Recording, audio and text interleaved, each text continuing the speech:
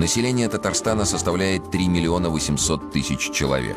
Из них 53% татары, 39% русские, 3% чуваши.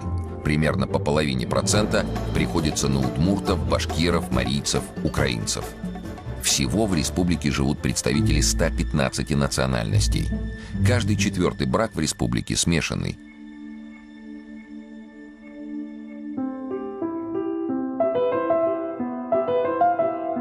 Если вы вспомните, есть такая детская игрушка калейдоскоп.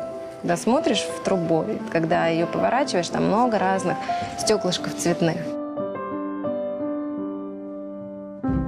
Как раз Россия прекрасна в этой многонациональности. Если бы эти стеклышки были, например, одинакового цвета, одинакового размера, то не было бы той красоты.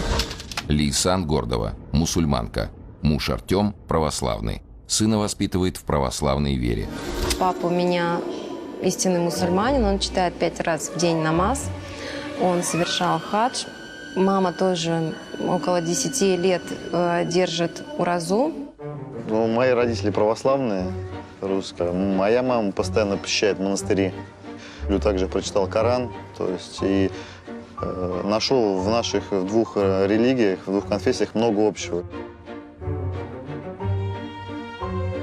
В нашем случае, слава Богу, что моя мама, что родители Лейсан благословили наш брак.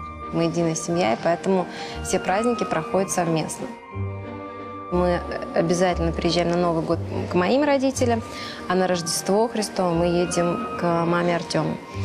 Как говорит моя мама, главное, чтобы мы уважали друг друга, любили друг друга, и чтобы семья была счастливой.